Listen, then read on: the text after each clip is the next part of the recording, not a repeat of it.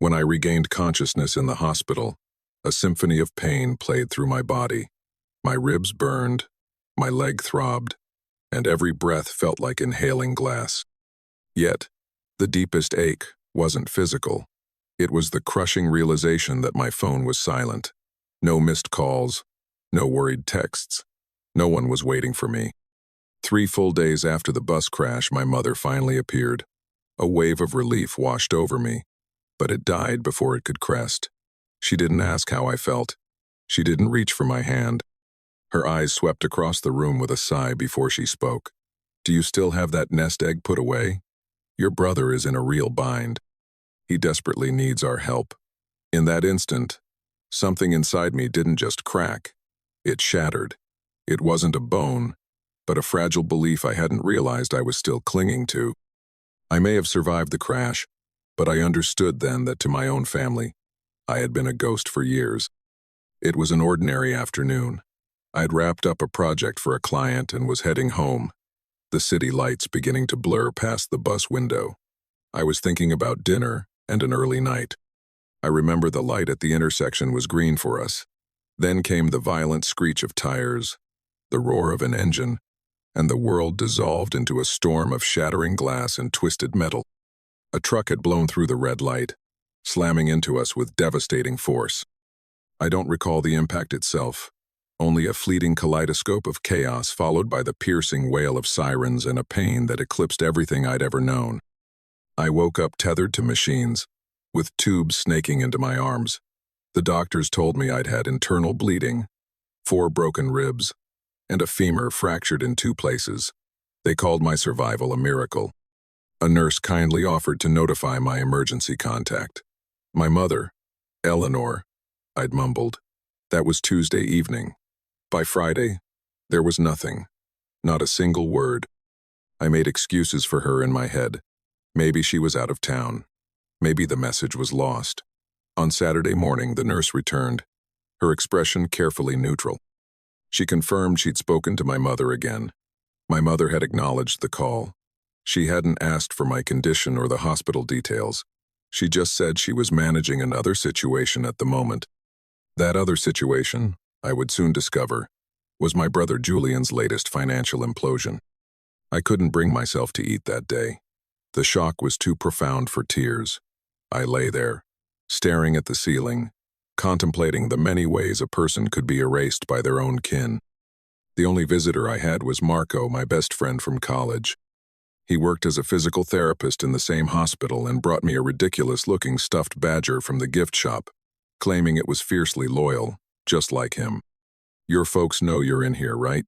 he asked gently, adjusting my pillow. The question hung in the air unanswered because I had no real answer to give. On the 4th day, as a nurse was helping me change a dressing on my side, I heard familiar footsteps.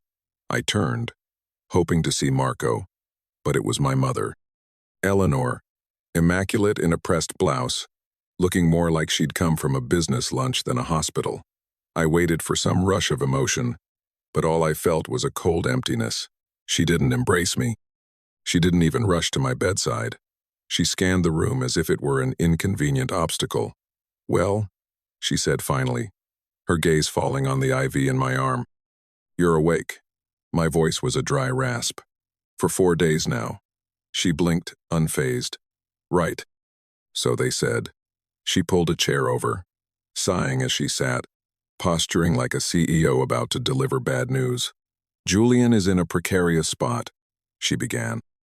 "Some poor choices with his business partner. The fallout is significant. He needs a lifeline." I remained silent. She pressed on. "You've always been the responsible one, Leo. You have your savings from that contracting work. He just needs a bridge loan, enough to see him through this." The words felt obscene in the sterile air. I was lying in a hospital bed, my body held together by stitches and screws, and she was here to solicit funds for Julian. A laugh, sharp and bitter, tried to escape my chest, but the pain in my ribs choked it back. "I almost died, Mom," I managed to say. "And you're here asking for money for Julian's problems?" She looked at me with raised eyebrows as if I were being terribly dramatic. Of course I was worried. But Julian is facing absolute ruin. You can't imagine the pressure he's under. Oh, I'm sure it's much worse than a fractured skull and internal hemorrhaging, I retorted, the bitterness coating every word. She seemed genuinely bewildered, unable to comprehend why I wasn't already writing a check. He's your brother, she said, her tone sharpening. You two used to be inseparable. No, I corrected her, turning to face the window. I used to be his janitor. She didn't linger after that. She muttered something about letting me get some rest and walked out. There was no, I'm so glad you're alive. No, I was so scared. Just Julian. It was always, only Julian. After she left, my physical pain was dwarfed by a deeper, older wound. It wasn't just her words. It was my own foolish hope that this time, it would be different. Even after a lifetime of being treated as a utility, I had still expected a glimmer of concern. I replayed her phrases. Precarious spot. Responsible one. He needs a lifeline. I wasn't her son. I was the family emergency fund. My survival didn't make me worthy of her care. It just meant the bank was still open. I thought about the money I had painstakingly saved for a decade, sacrificing holidays and working weekends to build a foundation for my own life, not to patch the hull of Julian's perpetually sinking ship. This was a familiar storm. I remembered vividly when I was in high school, on the verge of accepting a football scholarship to a great out-of-state school. It was my ticket out. Then Julian was arrested for joyriding. My parents forbade me from leaving, claiming they needed me for family support. They used the money I'd saved for school expenses to pay his legal fees. They said my dream could wait. It never came back around. Then in college, when he flunked out of his second program, I was the one dispatched on a 10-hour round trip to pack up his belongings because my parents were too stressed to deal with it. I always did it. I always showed up, believing that if I were useful enough, I might one day be loved. Lying there, with a metal rod in my leg, I finally understood. I wasn't their son. I was their contingency plan. Marco stopped by again that evening with soup and a new phone charger. You holding up? He asked, his voice gentle but his eyes sharp. I took a moment before answering. No, but I think I'm done pretending that I am. He simply nodded, squeezing my shoulder, and sat with me in a silence that was more comforting than any words. The next morning, my mother returned. She didn't bother to knock. In her hand was a coffee nut for me and a file folder was tucked under her arm. Her expression was grimly determined. I didn't have the energy to sit up. I've been thinking, she started, skipping any pleasantries about my health. Julian needs a win. This situation could stain his reputation for years if we don't handle it decisively. I shut my eyes, a fresh wave of exhaustion washing over me.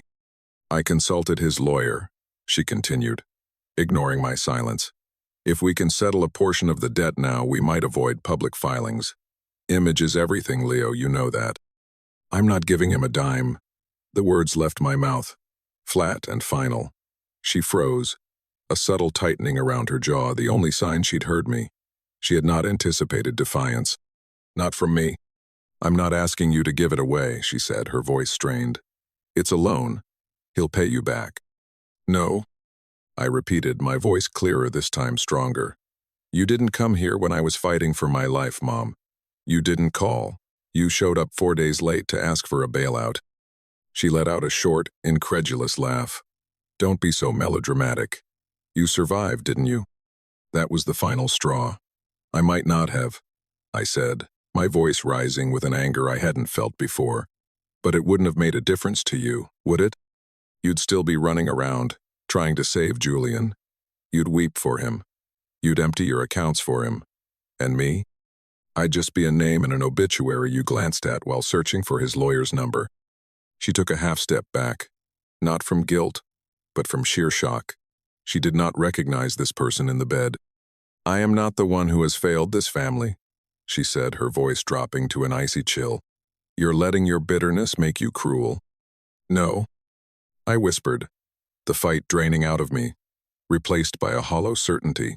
Bitterness is what grows when you spend a lifetime being shown that your only value is what you can provide for someone else. A long, heavy silence stretched between us. Then, in a low, menacing tone I'd never heard from her, she delivered her final move. If you let Julian sink, he won't be the only one you lose. I met her gaze directly. You lost me a long time ago. You just never bothered to notice. She turned and left without another word, without a backward glance. And for the first time in my life, when she walked away, I didn't feel like I was the one who was crumbling. After she was gone, the quiet in the room felt different. It wasn't a void of neglect anymore. It was the calm after a declaration of war. She hadn't yelled or pleaded. She had threatened. And I saw with perfect clarity that threats were the only currency she had ever used with me, sometimes through words, sometimes through pointed silence, but always with the same underlying message: contribute, or you are nothing to us. I sank into the pillows, the weight of years pressing down. My body was slowly mending, but my mind was stuck replaying a lifetime of being the backup plan. I thought about the time I'd been offered a fantastic job opportunity in another state. I was packed and ready to go, but Julian got into serious legal trouble, and my mother's tearful plea came. We need you here, just for a year. Help us navigate this. So I stayed. I turned down the job, picked up extra work to help with his legal fees, and supported them through the whole ordeal. Julian, of course, got a slap on the wrist and moved on, his life financed by my parents. I never got another offer like that again. They told me I'd found my place here anyway, as if sacrificing my future was a sign of admirable maturity. Then there was the time Julian, drunk and reckless, crashed my car. My mother convinced me to tell the insurance company that I had been driving because he was already facing a DUI charge. Leo, you wouldn't want to ruin his life, would you? They paid for the repairs, but the trust was shattered beyond repair.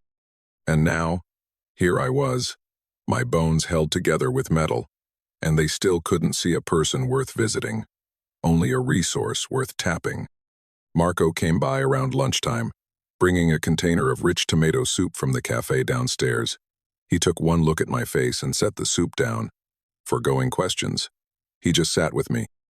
This is what real support feels like, I realized. Showing up with nothing to gain. Halfway through the meal, I looked at him. I think I'm done, Marco. With the soup? He asked. With pretending I have a family that gives a damn about me. He didn't even blink. He just reached out and put a steadying hand on my arm. You don't owe anyone a piece of yourself, man, he said.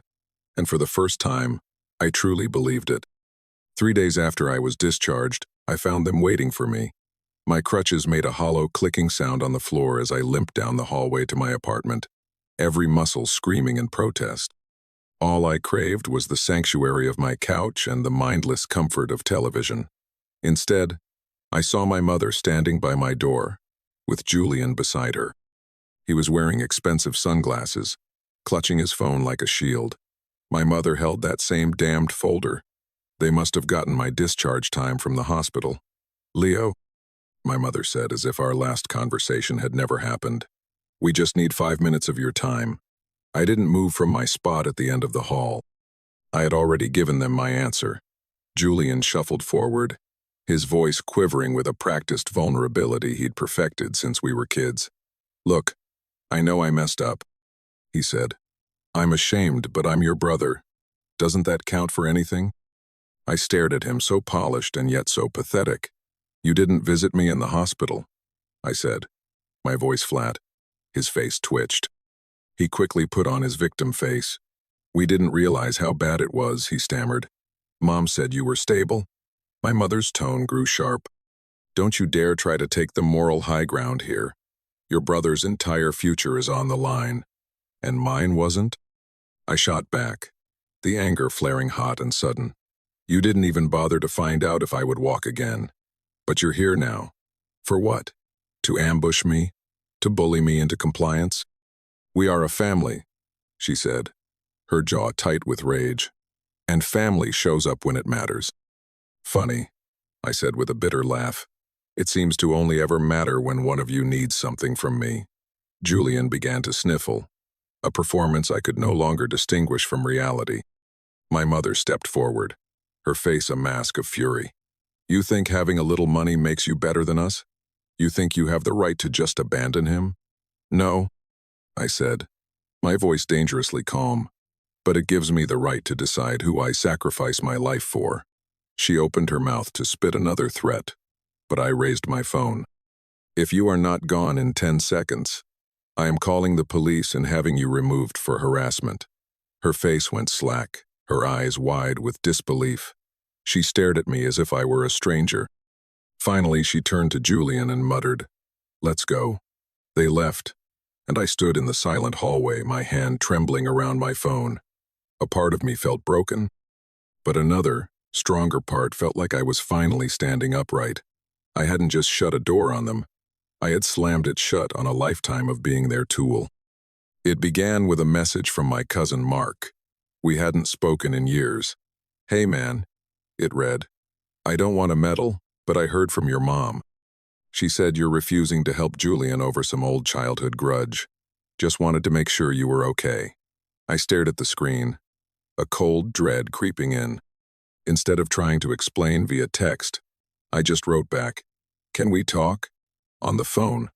For the first time, I told a family member everything. The crash, the hospital, my mother's demand, the threat, the ambush at my apartment. Mark listened without interrupting. When I was done, he let out a long breath. "Leo," he said, "that sounds exactly like her." It turned out my mother had launched a full-scale campaign, systematically poisoning the well, portraying me as a vindictive, selfish monster. She was telling everyone that I was hoarding my money while my brother's life fell apart, all because of some petty sibling rivalry. She conveniently omitted the part about leaving me for dead in a hospital. She left out the threats. But then, something astonishing happened. The story didn't stick. It seemed I wasn't the only one they had burned.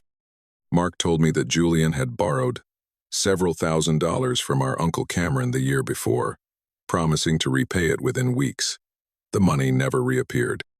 When Cameron asked about it, my mother told the rest of the family he was being greedy and jealous of Julian's ambition. They cut him out of family gatherings. The next day, another cousin messaged me. "I always wondered why they treated you like you were invisible. I saw it even when we were kids. I'm so sorry I never said anything." Then came the message that hit me the hardest. It was from Aunt Danielle, my mother's own sister. "Your mother hasn't changed," she wrote. "She always enabled Julian. I walked away years ago. You didn't do anything wrong, Leo. You just finally stopped playing their game." My inbox became a stream of support. Stories, apologies, and shared grievances. It was like a hidden chorus of voices, suppressed for years, was finally singing in unison. My mother hadn't reached out again, but a friend told me she and Julian were furious. Their narrative was crumbling. They couldn't paint me as the villain when so many others were stepping forward to validate the truth. Julian sent me one final, pathetic text. "I hope you're happy. You tore this family apart." I didn't reply. I hadn't torn anything apart. The foundation was already rotten, built on the silence and sacrifice of one child for the benefit of another. All I did was refuse to be buried in the rubble. That weekend, Mark invited me to a backyard barbecue. No mother, no Julian, just cousins, aunts, and uncles who wanted to reconnect. I was hesitant, but then Marco's words came back to me. "You don't owe anyone a piece of yourself, but you deserve to be whole." So I went. At the barbecue, Aunt Danielle gave me a hug so fierce I worried about my ribs. Uncle Cameron, grilling steaks, clapped me on the shoulder and called me the sanest one in the family. It wasn't some dramatic movie scene. It was just real. As I sat in the afternoon sun, laughing with people who actually saw me, I had a profound realization. I hadn't lost my family at all. I had just found the part of it that was worth keeping. It has been a month since that barbecue.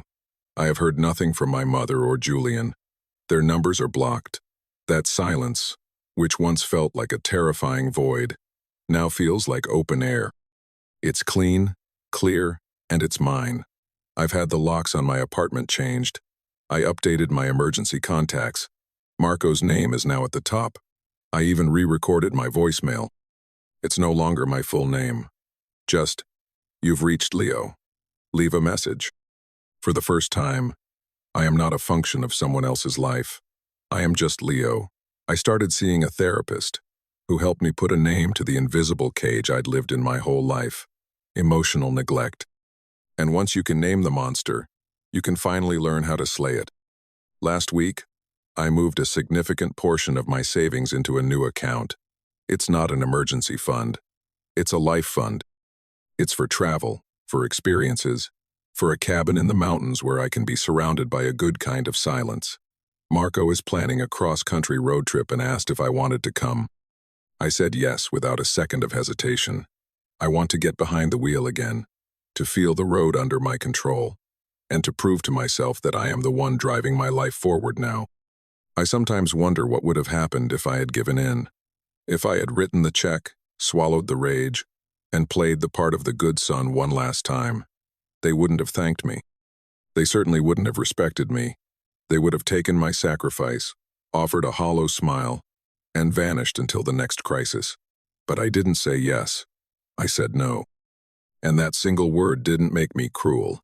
It set me free. Love should not be transactional. Family should not be conditional. And being a son should never require you to erase yourself. So no, I am not sorry. I am not ashamed. I am not theirs. I am, finally, my own.